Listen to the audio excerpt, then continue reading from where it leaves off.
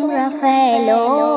সবার কথা শুনে মাতার বিষ গুলে দিল।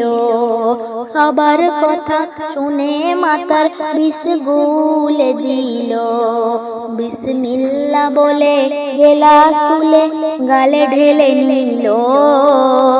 বিসমিল্লাহর ওসিলায় বিষ পানি হয়ে গেল।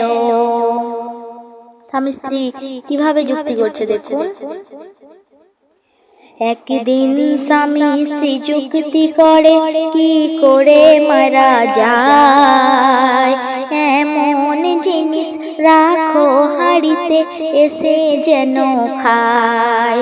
হাঁড়ির ভিতর সাপ রেখে ছেলেকে বলে, সন্দেশ রেখেছি বাবা তুমি খাও না তুলে।